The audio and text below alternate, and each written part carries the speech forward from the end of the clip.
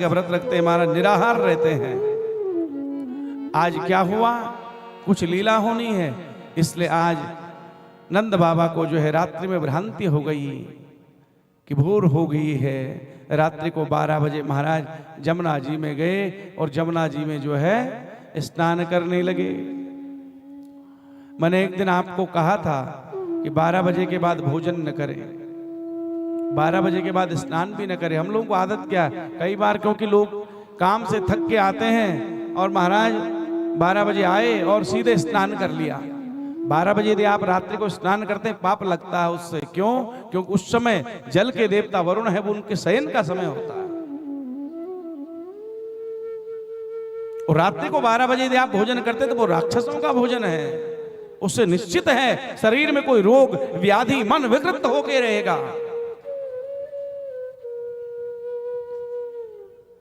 और यही भूल नंद बाबा से हो गई। रात्रि में आए और वरुण देवता ने देखा, बोले कौन है ये जो जल में आ गए असमय में। सैनिकों को भेजा और सैनिक जो है दूत जो है पकड़ करके नंद बाबा को वरुण लोक ले गए। अब मैया ने देखा कि बाबा तो वापस नहीं आए, स्नान करने गए थे। तो तब धीरे से लाला से बोले, लाला तेरे बाबा स्नान के ताहे गए थे, वापस नहीं आए। तो प्रभु ने ध्यान लगाया, ध्यान लगाते प्रभु समझ गए, जमुना जी में आए, डुबकी लगाए और सीधे वरुण लोक चले गए। वरुण लोक के स्वामी वरुण देवता ने जब प्रभु को अपने यहां आते हुए देखा महाराज, तो प्रभु का जो है दिव्य भव्य स्वागत किया, पाद्यार्घ आदि से जो है पूजन किया और अपने सिंहासन पर जो है प्रभु को बिठा दिया। नंद बाबा टकटकी लगा करके देख रहे हैं, बोले मेरे छोरा को, मेरे लाला को इतना सम्मान, इतना आदर, इतनी पूजा, जिसको मैं लाला मान बैठा हूं, ये निश्चित ही कोई ना कोई भगवान है, कोई ना कोई देवता है। वरुण देवता कहते बोले, हे प्रभु मेरे सैनिकों से अजानता में ये कार्य हुआ है। यदि वो बाबा को पहचान जाते तो कभी भी जो है बाबा को मेरे लोक में बंदी बना करके नहीं लाते, आप ले जाएं। और तब जो है प्रभु जो है अपने नंद बाबा को लेकर के बाहर आए। महाराज ब्रजवासियों की पंचायत बैठी है और ब्रजवासियों की पंचायत में जाकर के नंद बाबा कहते हैं, बोले ब्रजवासियों एक बात तुमसे कहनी है, ये जो मेरा लाला है ना, ये साधारण नहीं है, ये कोई ना कोई जो है दैव का अंश है। जिसको हम बालक समझ रहे हैं ये भगवान ही है। बोले ऐसा क्या हुआ? बोले आपने देखा इंद्र भी इसकी स्तुति करने आया, ब्रह्मा भी इसकी स्तुति करने आया, लेकिन अभी अभी जो है वरुण लोक में मैंने क्या देखा कि वरुण लोक के देवता जो इसका आतिथ्य कर रहे हैं, इसका सत्कार कर रहे हैं, वंदन कर रहे हैं, पूजन कर रहे हैं। अब तो महाराज ब्रजवासी जो बालक है, जो भगवान के सखा है, उन सभी ने मुंह फेर ले, टेढ़े टेढ़े रहने लगे। महाराज 1-2 दिन तक बात ही नहीं की कन्हैया से। तो प्रभु ने कहा, मधुमंगल मनसुखा श्री दामा, भैया क्यों नाराज हो, ने कहो तो सही। बोले सब अपनों से ही प्रेम करते। बोले कहना क्या चाहते हो? बोले नंद तुम्हारे बाबा हैं, इसलिए तुम अपने बाबा को वरुण लोक घुमाने ले गए, लेकिन क्या कभी हमें भी वृंदावन से बाहर घुमाओगे? बोले ये बताओ कहां जाना चाहते हो? बोले हमने बैकुंठ लोक की बड़ी कहानी सुनी है दादी से, नानी से, यदि तू कृपा करे और संभव हो तो तू हमें बैकुंठ घुमा ले आ।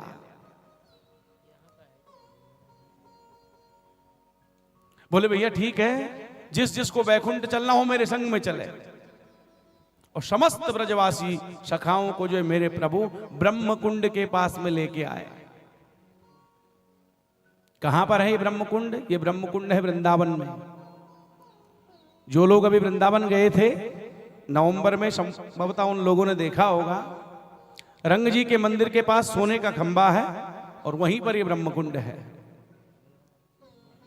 बोले जिसको भी वैकुंठ जाना हो, या कुंड में जो है छलांग लगाओ, कूद जाओ, सीधे वैकुंठ ही निकलोगे। तो एक आध सका कहने बोले लाला हम वापस भी आवेंगे कि नहीं? बोले मैं संग में चलूंगा। तो महाराज कन्हैया जो है उन अपने सखाओं के संग जो है उस कुंड में कूदे और निकल करके सीधे वैकुंठ पहुंच गए। अच्छा, ब्रजवासियों ने आज तक जो है केवल दो दो हाथ वाले देखे थे महाराज, लेकिन वहां क्या देखा कि सर्वे पदम पिला साक्षा पीत कौसेयवाससा। वृंदावन में किसी ने नीला पहना, किसी ने हरा पहना, किसी ने काला पहना, किसी ने पीतांबर पहना, लेकिन वहां सब पीतांबरधारी वाला। चार चार भुजाओं को देख करके जो है व्यामोहित तो हो गए, कन्हैया से पूछने लगे, बोले भैया तेरे वैकुंठ तो बड़ो जोरदार को है। और महाराज कन्हैया जो है अपने वृष सखाओं को वैकुंठ घुमा रहे हैं, और घूमते घूमते घूमते घूमते जो है लालाओं ने क्या देखा कि अब तक तो चार हाथ वाले थे, चार मुख वाले ब्रह्मा जी को देखा महाराज, स्तब्ध रह गए। बोले लाला जी कौन है? बोले ये ब्रह्मा जी हैं।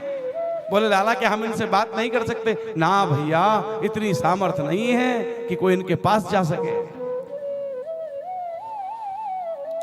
धीरे धीरे चलते चलते चलते सखाओं ने क्या देखा कि पंचानन शिव जो है दिखाई दे रहे हैं। आहा, भगवान वैकुंठ की दिव्य स्तुति कर रहे हैं।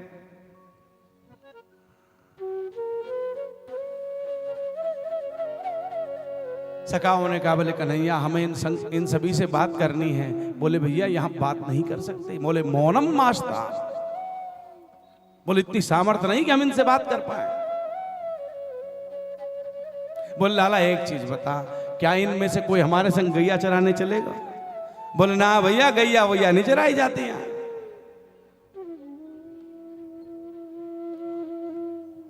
बोले लाला कदम्ब मिलेगा कि ना मिलेगा? बोले ना ना ना, कदम वदम यहां नहीं होता है। बोले लाला ये बता, रहे तो ले तेरे बैकुंठ में, लेकिन जमुना को तट मिलेगा कि नहीं?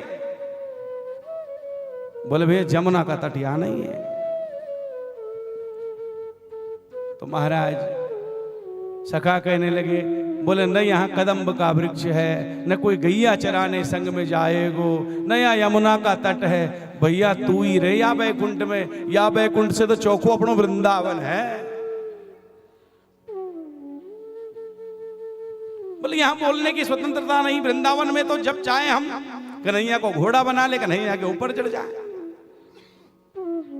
कन्हैया संग में गौ चराने जाओ, जमुना तट पे जाओ। तो तब ब्रजवासी कहने लगे, बोले हे कन्हैया हमें शीघ्रता से बैकुंठ से ले चल भैया, हम यहाँ एक मिनट नहीं टिकेंगे। बोले भाड़ में जाते रहे बैकुंठ, हमें ना चाहिए बैकुंठ। तो तब परमानंद दास ने एक सुंदर पद लिखा है, क्या गा रहे हैं वो बाल सखा। कहाँ करु बैकुंठ जाए, कहाँ करु बैकुंठ जाए, जहन नंद जहन बाबा नंद यशोदा,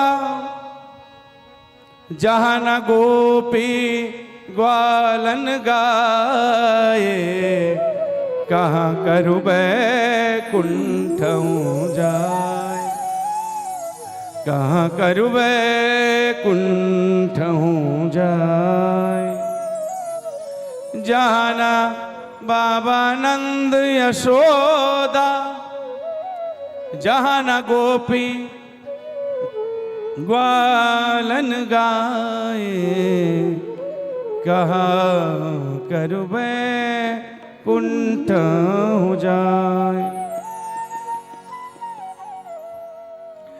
जहान जल यमुना को निर्मल, जहान जल यमुना को निर्मल, और न कदम की छाए, और परमानंद प्रभु चतुर ग्वालिन को, ब्रज रज तज मेरी जाए बलाए, कहाँ करो बैकुंठ जाए, कहाँ करो बैकुंठ जाए। और महाराज देखिए, हम लोग तो चाहते हैं बैकुंठ की प्राप्ति हो, बैकुंठ की प्राप्ति हो, बैकुंठ की प्राप्ति हो, लेकिन ब्रजवासी कहते हैं बोले ऐसे बैकुंठ का हम करेंगे क्या, जहाँ जमुना का तट नहीं है, जहाँ नंद बाबा नहीं है, जहाँ यशोदा मैया नहीं है, जहाँ कदम्ब की छाया नहीं है, जहाँ गौचारण की भूमि नहीं है। बोले जहाँ हम अपने लाला के साथ जो है स्वतंत्र वार्ता ना कर पाए, ऐसे बैकुंठ अपने को जाना ही नहीं है। कि नहीं है ऐसा बैकुंठ तो भैया तू ही रख।